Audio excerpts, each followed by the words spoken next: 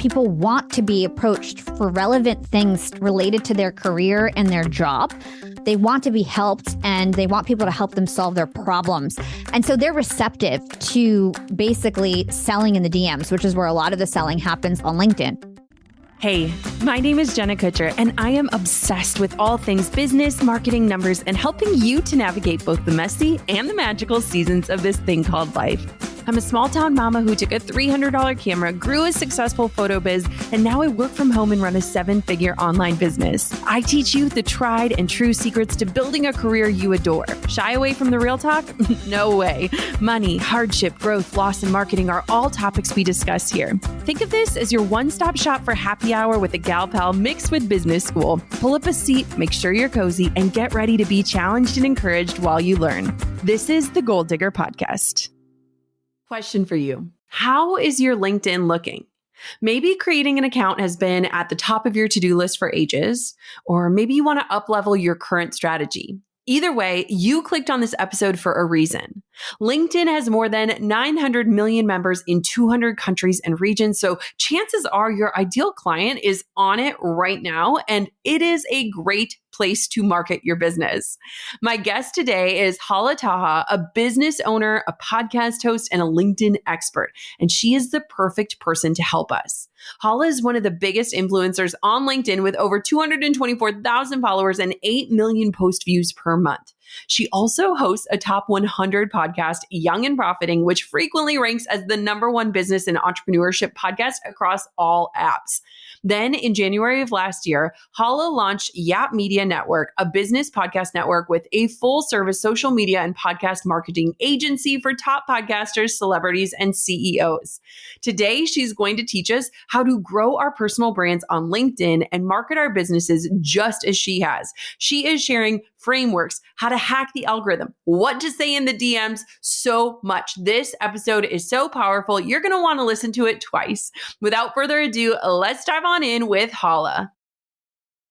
Recently, my team went down to a 4-day work week so we can spend more time in the sun and less time in front of screens. In order for us to be able to do that, we have to work smarter and not harder. That's why we're so excited about HubSpot's integrated AI tech. It's helping teams like ours automate the more tedious parts of running a business, like doing research, summarizing information, writing copy, and more. Recent research shows that marketers are already slicing time spent on admin tasks in half thanks to AI, from 5 hours to 2.5 hours per day. Just imagine with all that extra time, you could be joining us with a 4-day work week too. Start saving time in your business with the help of the AI-powered tools built right into HubSpot CRM.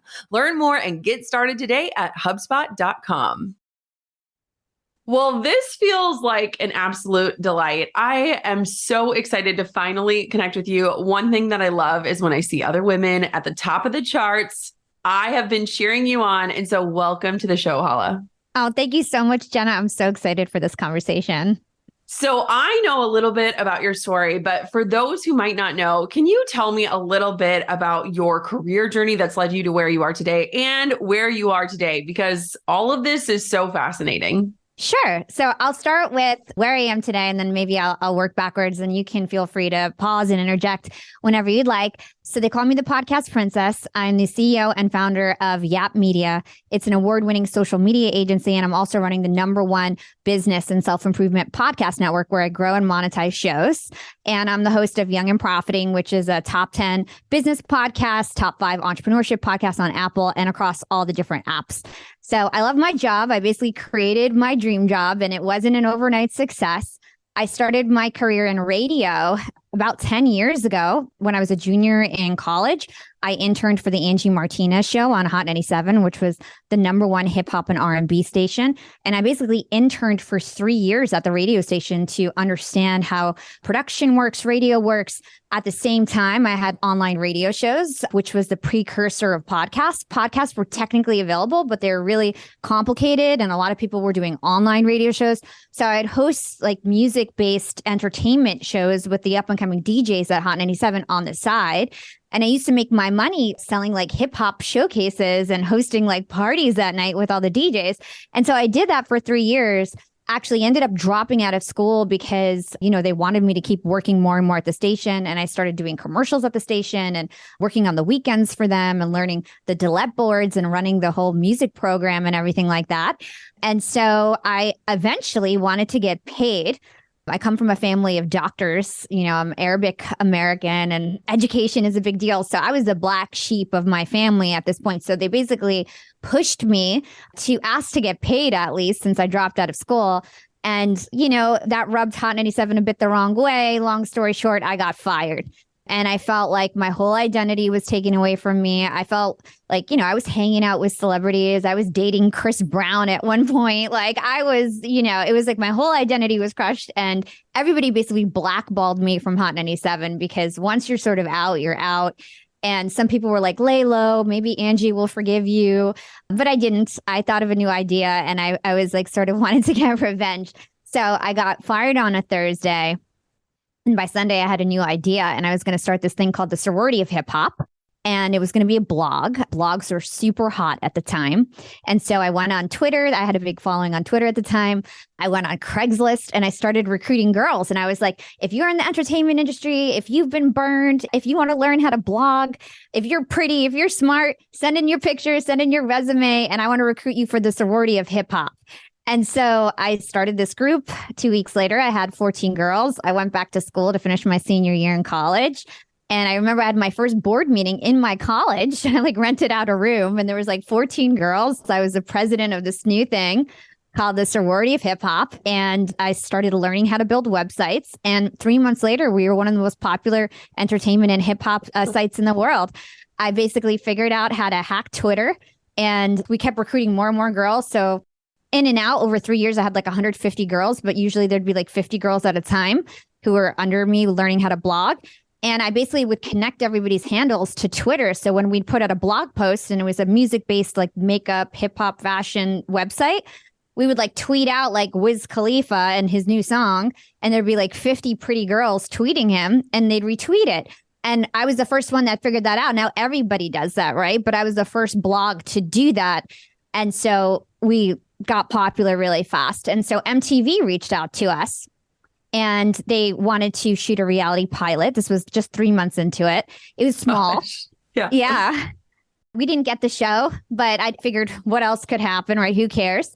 And then all of a sudden, because I was making so much noise, everybody from Hot 97 started reaching back out to me. And then I just started hosting all the coolest parties in the city. And instead of being somebody's intern, I basically was peers with DJ Camilo and Funkmaster Flex. And even Angie was trying to get me on Love and Hip Hop and helping me out. And everybody had more respect for me because I built something on my own and they realized I wasn't just going to go away.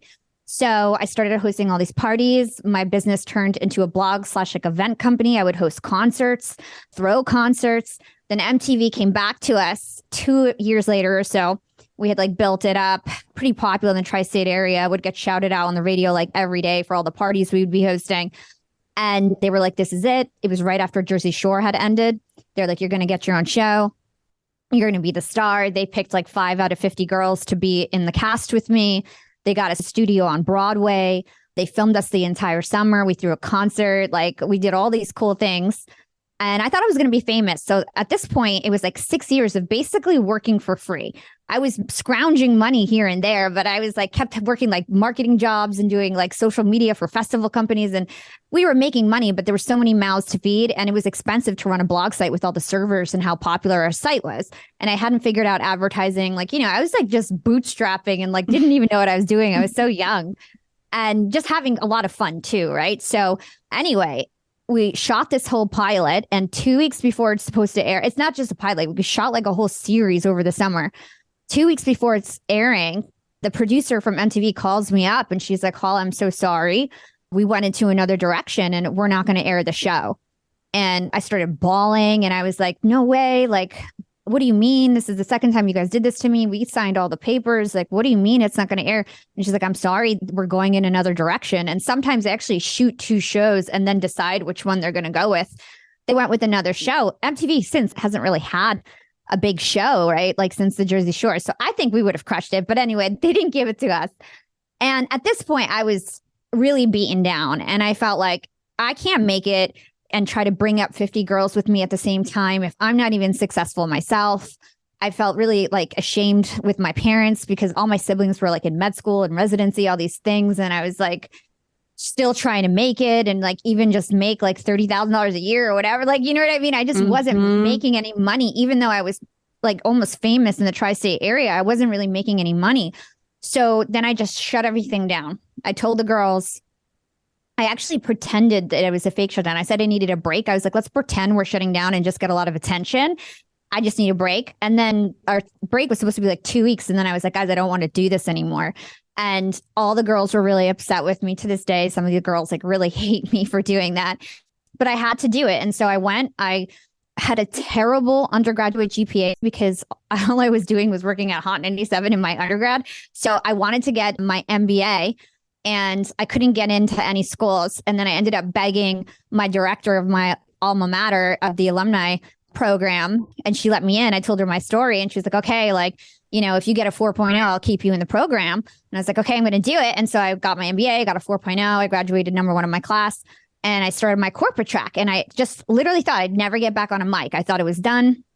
And then I started my corporate track. I worked at HP, worked there for 4 years. I became the face of the young employees there. So I essentially was an entrepreneur at the company and really stood out. And I was way more tech savvy than everybody else. And so in the marketing department, I just kept rising up in the ranks. And I was sort of like the C-suite's pet. And I would go to all the conferences and interview the CEO and the CMO. And I was like that type of character at the company. And then 4 years into it, I got the itch and I saw podcasting was really out there. I saw that there was apps like Podbean and things that seemed accessible that I could figure out. And so I just decided one day, I remember it was New Year's 2018, right before the new year.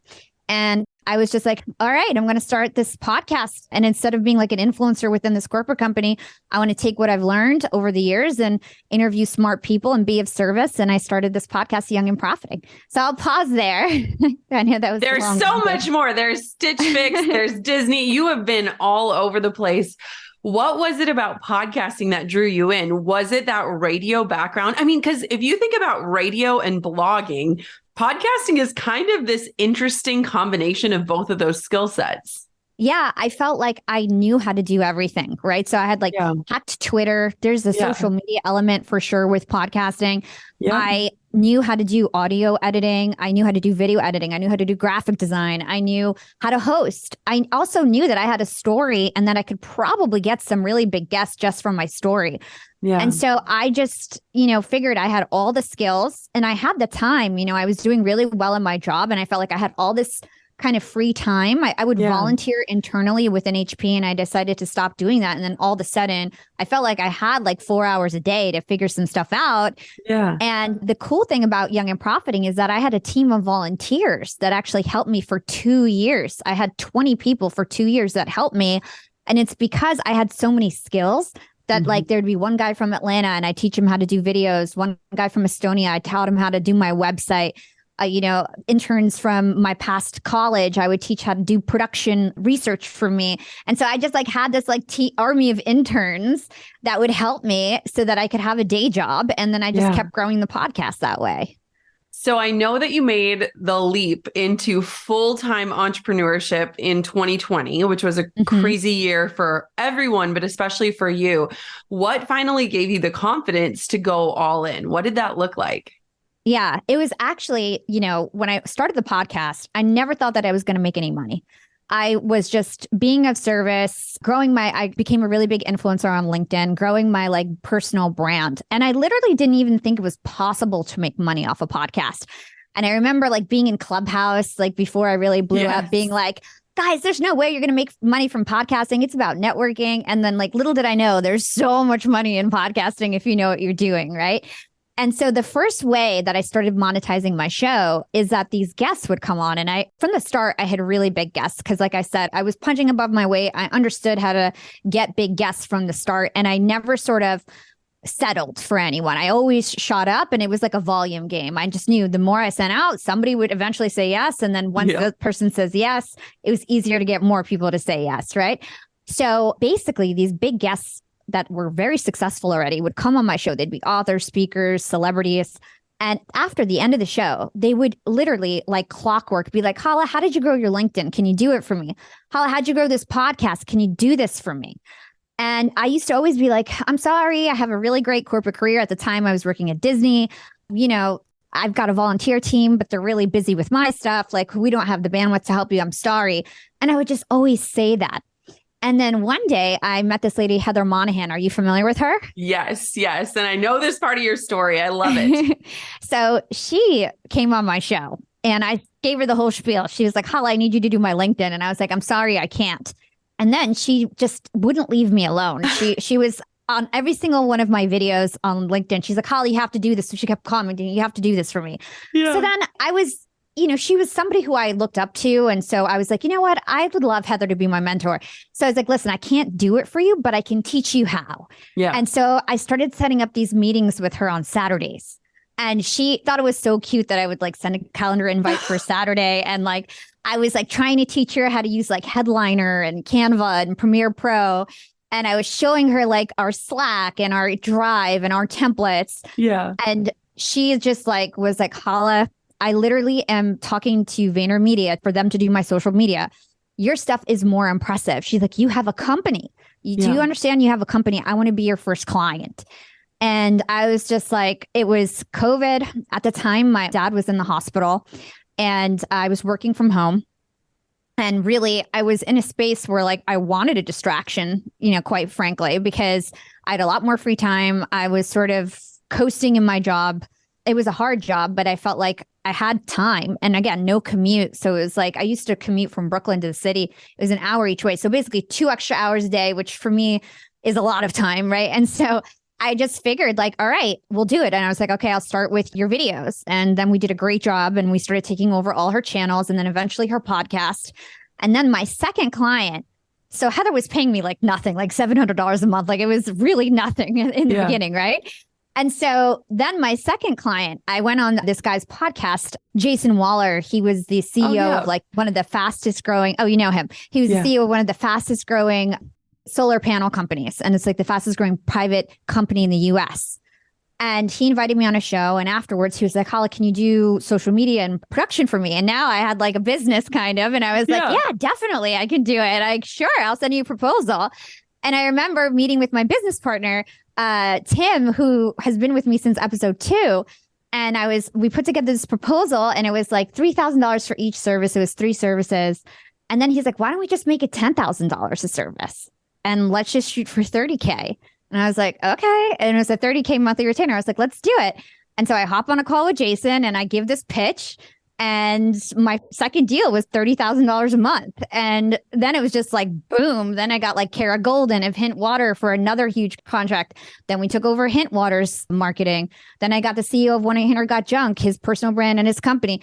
Then it just like skyrocketed and I just kept getting client after client. So then 6 months after I started this side hustle, I had 30 paid employees. I started paying everybody, right? As soon as we started making money across the world. I had like, already full-time US employees. I was still working at Disney. Then I got on the cover of Podcast Magazine and interviewed Matthew McConaughey. And then I was like, all right, I got to just take the leap. It's like, I should have done this 3 months ago.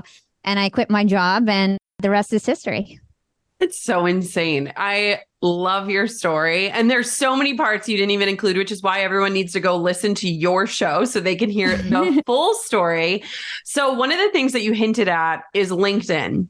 Yeah. Now, we have had hundreds of episodes on this podcast, and we've only talked about LinkedIn a handful of times. Why do you love LinkedIn? Sell it to me for anyone who is like, wait, people still use that? Yeah. So LinkedIn is a really popular platform. There's 135 million active daily users on LinkedIn. And my favorite part about LinkedIn is that people are primed for sales conversations.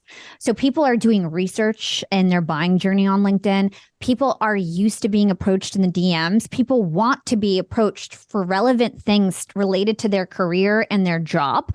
They want to be helped and they want people to help them solve their problems.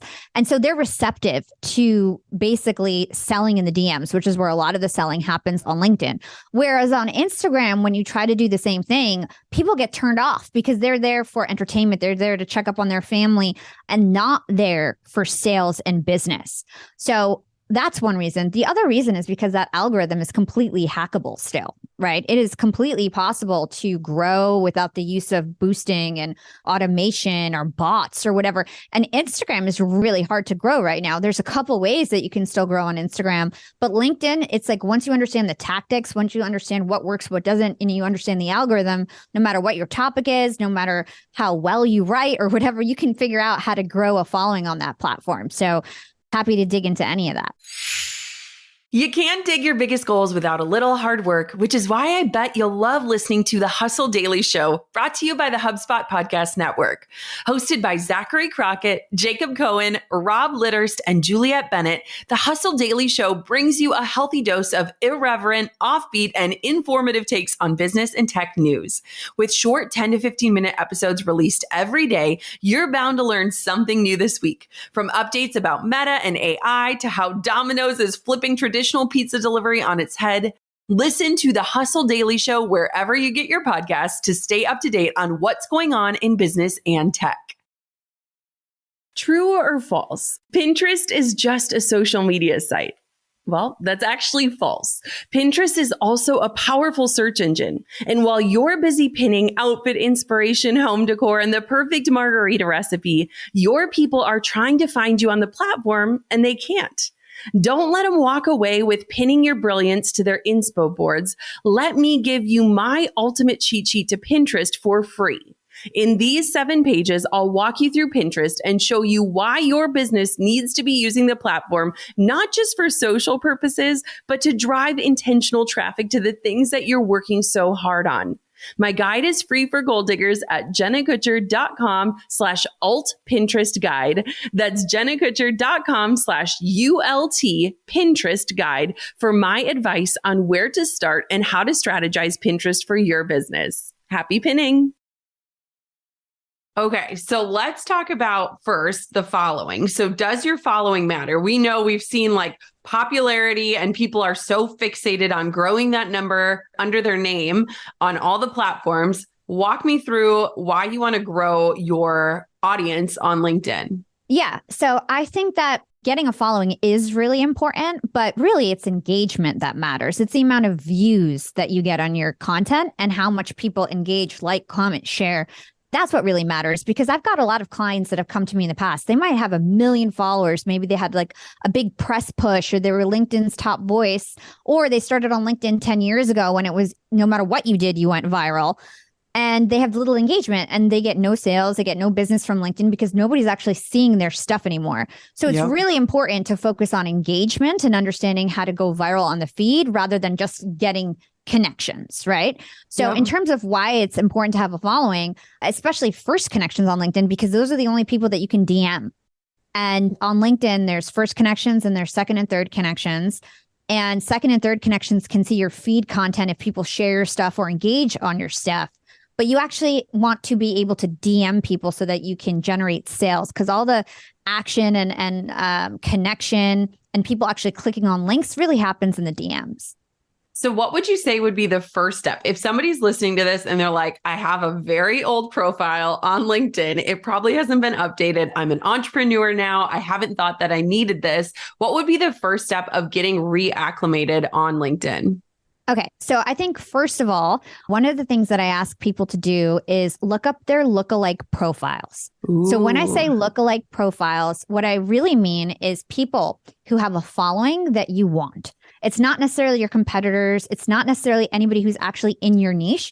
It's people who have a following that you think would resonate with your product or offering. Okay, because those are the people that you want to study and emulate and figure out how you're going to differentiate between their profiles, take what's working for them, and then improve on what you think could be better. The other thing that you can do with those lookalike profiles is you can see who recently liked and commented on their stuff. And this is really important because people go on LinkedIn, they go look for a job, they get a job, and then a lot of them never log back on. And the last thing that you want is dead profiles. So a lot of people make the mistake of just like typing in titles or doing searches on LinkedIn and then finding people that they think would be their target audience and inviting them. But those people never accept their connection requests because they don't log onto LinkedIn. So you want people who log onto LinkedIn and take viral action on posts, which means you want to find people who have a big engaged following, not just a big following. Again, people who get, 200 likes, 300 likes plus on their posts and are getting engagement. And then you want to see who liked and commented on those posts and who shared those posts, which you can actually see. And you're going to want to invite those people into your network. And so I did this when I first started. Everybody was calling me the young Gary Vee. I, knew he had a podcast, knew he talked marketing, knew he was motivational. And I was like, okay, anybody who's going to like his stuff is going to like mine too. And I'd say like, hey, what's up? I noticed you engage with Gary Vee. If you like his content and podcast, you're going to like mine too. I'd love to provide value on your feed. Let's connect.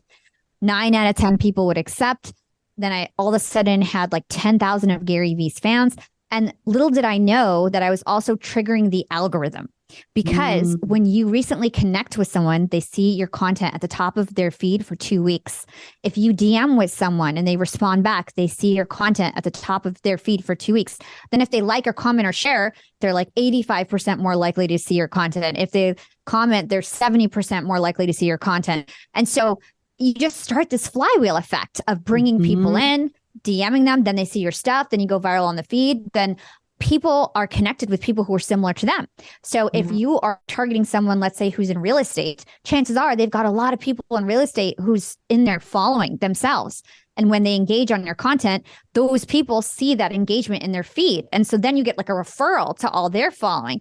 And so that's really how you crush it on LinkedIn. You have to be strategic and invite people who take viral action and start this flywheel effect. And it's both content on the feed and this DM strategy. And so you can do this in a million ways. Another great way to sort of target active people on LinkedIn is that there's thousands of events that are going on every day, and people are registering for these events. So if you, like, for example, let's say you have social media services. So if you look up social media events on LinkedIn, you can see all the events that are coming up, everybody who registered, who basically are raising their hand, I'm interested in this topic.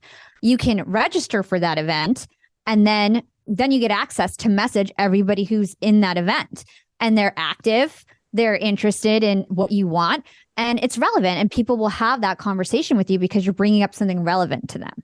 Wow. Okay. So I'm obsessed with this. I love hacking the system, which you have absolutely done. So you brought up content in the feed. So a lot of people just visualize like the old school Facebook, right? When you could only see your own profile. And when we all freaked out that the news feed happened, the similar rollout happened with LinkedIn, where now you are supposed to be sharing content and value.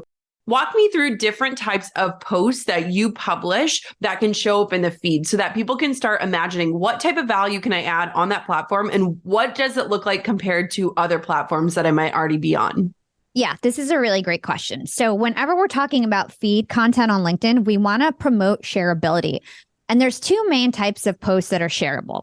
There's motivational and inspirational, and then there's educational. And both of them work really well on LinkedIn. In fact, LinkedIn is now prioritizing educational content.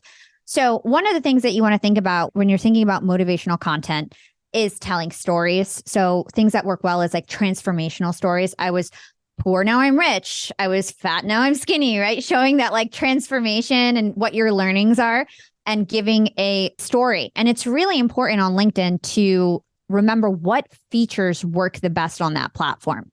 So while Instagram is really video heavy, they want to compete with TikTok. LinkedIn is not the same. Actually, like vertical style videos that work really well on Instagram do very poorly on LinkedIn.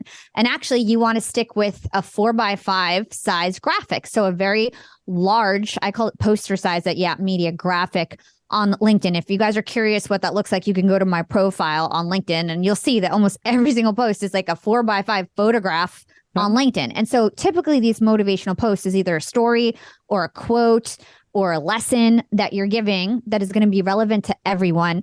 And the reason why it's shareable is that everybody wants positivity. Everybody can relate to it. It's relevant to everyone. So if you're looking for a broad audience and you might have a lower ticket offer that doesn't need to have a very specific audience, you probably want to lean into motivational content that's going to go massively viral. That's the most viral type of content. And again, a photo works really well. And it doesn't matter if it's a long caption, a short caption, but when you're thinking about social media on any platform, prioritize being skimmable. Okay. So on LinkedIn specifically, they'll actually deprioritize you if you use chunky paragraphs, because LinkedIn knows that people are skimming through about 9 posts. They're only going to stop and read if it's easy. It should be fun. You don't want to make people work, right? So you want to make it as easy as possible. So even if you're telling a story, it's line by line, and you're opening it up with a hook to get people hooked in to actually spend time on your post, increase dwell time. Click the learn more button or keep reading button and keep spending time on your post. That's really important. And then eventually, hopefully engage. So again, line by line style copy. They call it broetry on LinkedIn. That's actually the algorithm is prioritizing that kind of content. That's why you see all the influencers do that. So that's a motivational content, which I love. What about your other kind of things that you're doing inside of your business or your work? Yes. So this is really important, especially for an entrepreneur. It's educational content, right? And so when you're thinking about educational content on LinkedIn, really what you want to make sure is that you're not lecturing. So this is the biggest mistake that I see entrepreneurs do. They want to give everything away, the kitchen sink away. They want to give like a blog post on their LinkedIn, but you have to realize that this is a digestible platform and you can break apart, like let's say a blog post over 5 days instead. And when you're posting, you want to give one lesson and you want to give room for people to add their opinion. So if somebody's saying like, I'm going to give you the top 5 ways that you can crush your LinkedIn, and they list every top 5 way, then people are going to be like, all right, Hala's got it figured out. Like, what's there for me to add? Or, okay, I'm just going to keep moving. Like, she's a know-it-all. You want to give one kind of meaningful nugget that is actually going to help people whose problem that you solve, but then allow them to participate by not giving away the whole kitchen sink. Then people can be like, yeah, that point is okay, but what about XYZ, right? And so you don't want to give too much away in your posts. I think that is a big problem that people have. So once you come out with content and you're continually educating people, people are going to start engaging on your content. And then you've got to close the loop. You've got to retarget those people in the DMs. So you put out educational content about your offer. And you don't want to be salesy on LinkedIn. You actually get deprioritized if you're salesy. So you can't like link out to your website in the caption. LinkedIn's goal is to keep users active and engaged on their site for as long as possible. So that means you can't link out to another site. You can put a link in the comments, but even if you use salesy language, LinkedIn is basically going to deprioritize your posts because they have their own editorial agenda and it's not to make you sales. So you have to be completely of service and you want to use keywords. This is another point. You want to use keywords that are found in your target clients' profiles in your posts. So let's say, again, let's use a real estate example. If you're in real estate, you want to use real estate keywords in your posts, the same keywords that would be found in your target clients' profiles, because LinkedIn will start to match profiles and start to feed content to people who they think would be interested in your content based on their keywords. So it's important to infuse your posts with keywords so that it gets fed to the right people. Okay. Now, hopefully people are engaging on your content. And once they do that, you can then DM them. So you can say, hey, I noticed that you recently liked my post about real estate. I would love to give you another tool. I've got this, mortgage calculator. I'd love for you to check it out. And so then you can give them some sort of free resource. Once they respond back, oh, thank you so much. This was awesome. Oh, yeah, let me know if you have any questions. The goal is to just keep the conversation going until you've built up enough social currency with the person that you can make an ask. Let's hop on a call. Here's a form if you want to learn more information and book a call, right? So then you want to bring them off platform and close them. So really that's the goal. It's getting them from the feed, starting a conversation in the DMs, and then bringing them off platform so that you can close the deal. So I love this. I think that most people are terrified to try to sell to people via DMs, probably because we've all experienced like that one girl from high school who started a skincare business and is now reaching out. Do you have any tips of gaining comfortability in terms of like reaching out and having that type of language around how we can close a deal? Yeah. So I think first things first, when you're reaching out to somebody, you always want to think of the law of likability and you want to think of common ground. So let's talk about the law of likability. People like people who are like them. And that means that you need to find your similarities. What is it about you that's similar? So are you both powerful women? Did you both go to the same school? Are you both from the same city? Do you both like the same influencers? Are you both, MBA grads? What is it that you have in common? And you want to give people a compliment. People like people who compliment them. right? People also like people who ask them for advice, who ask them questions. And so you want to think about all the ways that you can become more likable. And so one of the ways that you can use the law of likability is, let's say you're an executive coach for females, for female executives. So you would go on somebody's profile. Let's say you're targeting anybody who's in chief, because you know all those people are qualified, and you can go to them and say, hey, so nice to meet you. I saw your profile and you look like somebody who's a blazing, powerful female in the space. I'd love to connect with you. And so you're giving them a compliment. You can also say something like, it looks like we both have a lot in common. We're both really crushing it in the female entrepreneurship space. I'd love to connect with you, right? So you're giving them a compliment. You're showing that, hey, I'm like you too. Let's connect. That person is likely going to accept because you've given them a compliment. You've shown that you have some sort of common ground. And again, you can use any sort of attribute that they have in their profile to set that common ground. And LinkedIn's really unique from other platforms because there are all these different search filters where you can basically say like, okay, I want all the titles of VP in California, and you can find everybody with that criteria and then come up with some language that is relevant for all those people that you can just sort of customize as you go along and invite those people to your network. So that's one way. And then let's say if like you don't have a lot of accolades and you're just coming up, instead you can ask people for advice. Hey, you look like a really strong, powerful female. I'd love to connect with you and, you know, get your feedback and get your advice on XYZ, or I'd love your thoughts around XYZ. Now, if the person's really famous, this is not going to work because they're getting bombarded with messages like this. But if it's just somebody who's like in corporate, they're going to be happy to have a conversation with you because probably not many people are reaching out asking for advice, and people love giving their advice and showcasing their value and expertise.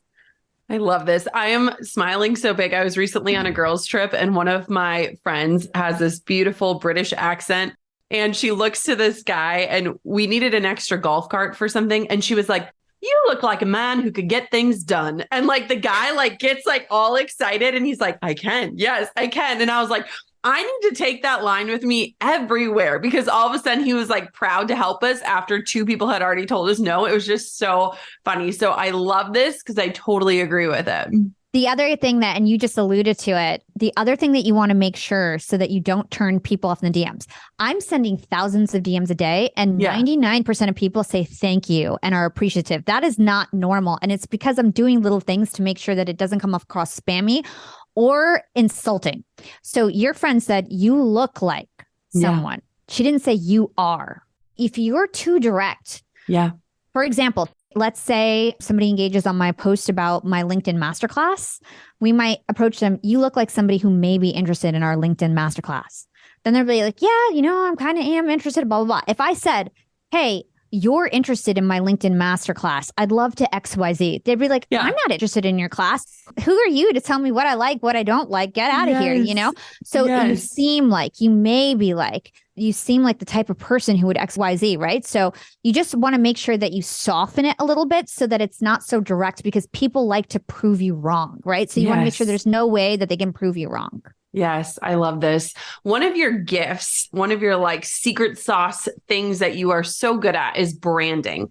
Talk to me about how branding plays well with LinkedIn. What does that look like, and how do they kind of coexist and complement each other? Yeah. So when you're thinking about building a personal brand, you want to be so consistent that people think of you like an old friend. This is what I always say. Like, you want people to think of you like they know you without you even knowing them. So for me on LinkedIn, I've done a good job of this, to the point where if somebody trolls me, I'll have like all my fans being like, you don't know Hala, don't tell her this, blah, blah, blah. But they've never even met me before, you know, they have no idea like if I'm a good person and bad person, but it's just because I've been consistent in all my actions. And so essentially branding is consistency. And if you are consistent in every single action that you take on LinkedIn, that means your profile, your bio, every single caption, every single comment, every single video content, every single DM, they all have to be consistent. And that means you need to step back and understand what you want to be perceived of. What do you want to represent as yourself? So one of the exercises that we do in our LinkedIn masterclass is we come up with voice guidelines. And essentially, it's like a breakdown of your personality. So first of all, What are your values? Your Mm. values are your decision-making compass, right? So when things go bad, how do you know what you stand for? Because that's when you can't think logical. And that's why it's important to understand what your values are as a person. And so you come up with your values. The next thing is personality. So your personality actually reflects your audience, not yourself.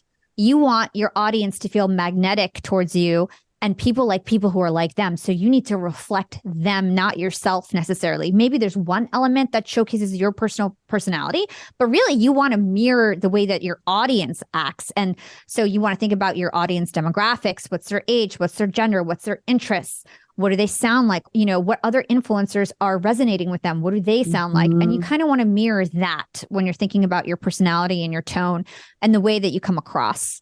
The other thing that you want to think about is your transformation, the impact that you want to make with your audience. This is extremely important. So essentially, it's like your 4 or 5 key messages that you're going to tell over and over and over again in 100 different ways. So for me, you're never too old to learn something new. Sky is the limit. Life is limitless. You can do anything. You're always able to grow and learn. Continuous learning is extremely important. So there's a few messages that I just say over and over and over again in a million different ways. And this is what I stand for now.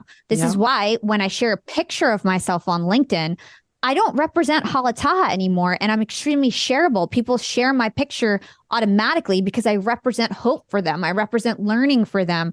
I represent motivation for them. And so they're happy to share my face, which takes time once you're consistent and you feel like an old friend and you represent more than just your face. You're now your brand, right? And so you've got to be consistent in those messages. And then the last part is your delivery method. How are you going to make that impact? What are you going to do? For me, I've got a podcast. I'm going to share micro content. I'm going to share motivational posts, educational posts, and so on. And so you've got to think about what is your delivery method to make good on that impact. So that's sort of what I take people through my masterclass.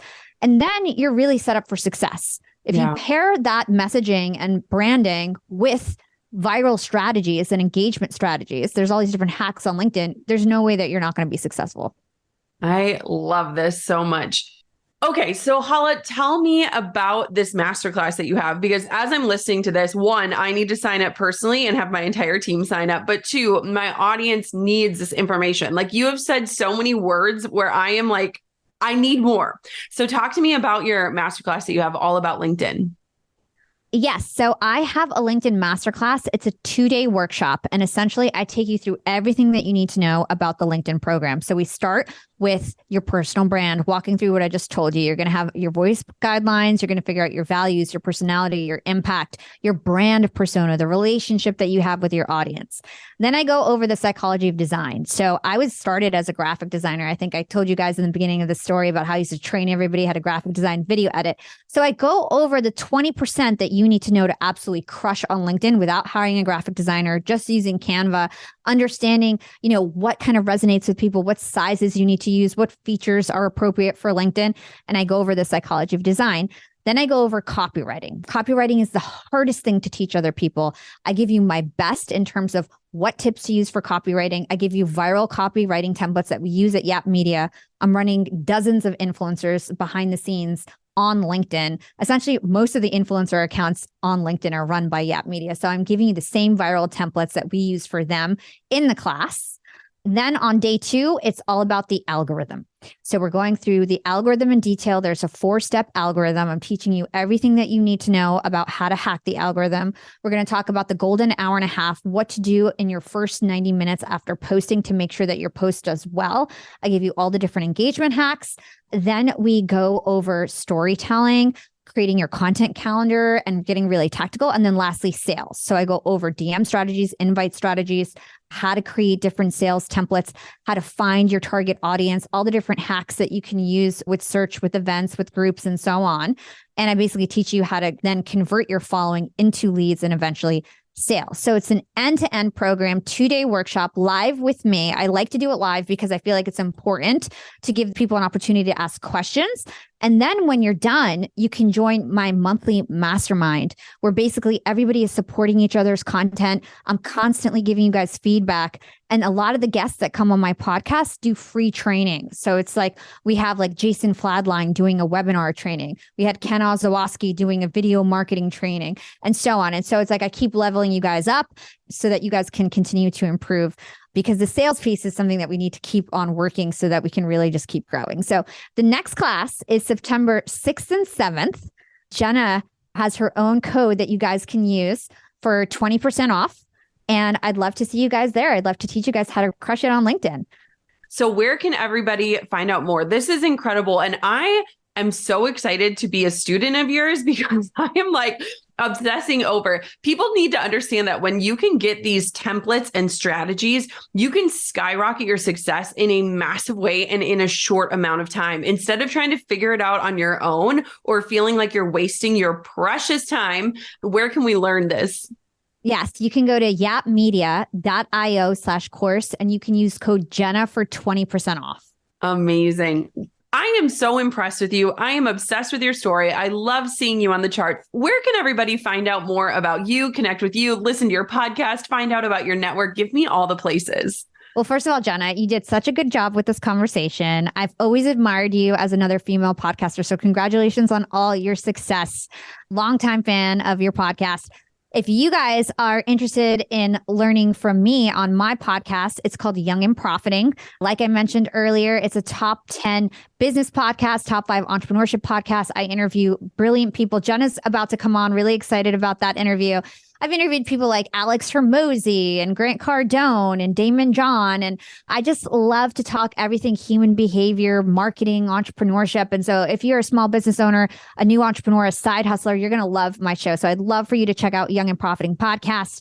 And if you guys are interested in my LinkedIn masterclass, that's the other way that I can help you really level up on LinkedIn. I've transformed hundreds of people's profiles on LinkedIn. And I really started this because I have this great agency, but it's really white glove, high ticket services. And I wanted to be able to help more people. So that's why I started this masterclass. It's the same training that I give my team to help all of our clients. So if you want that same access, you can join the LinkedIn masterclass. Again, it's yapmedia.io/course. And I've got a special code for all of Jenna's listeners. You can use code Jenna for 20% off.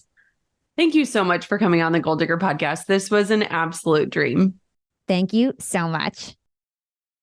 You know, when you listen to someone and they just make you want to like run through a door, I feel like this episode makes me absolutely want to get on LinkedIn and crack the code. And the good news is we don't have to do it alone. Hala is literally going to teach us exactly how to do that through the strategies she shared today, as well as the strategies that she shares inside of her masterclass. It is amazing when you can start to be exposed to a new way of marketing, a new way of doing things. And everything she just said makes total sense. I am so excited to be connected to Hala, to learn from her. And you better believe I am signing up for that masterclass so that we can sharpen up our LinkedIn strategy. Years ago, when I did my first interview on LinkedIn, it inspired me to get on the platform. But let me tell you, I am about to shift the way that we have been leveraging and using that platform based off of this advice and so much more that Hala has to offer. Thank you so much for tuning in to another episode of the Goal Digger podcast. If you have a quick second, would you take a moment to rate and review this show? It means the absolute world to me. I read every single review, and just hearing from you is a great way to say thank you and to help me continue to bring on incredible guests just like Hala. It'll take you 10 seconds. It'll mean the world to me.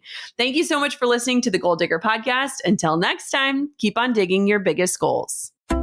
I'm over here giving you a virtual high five because you just finished another episode of the Goal Digger podcast.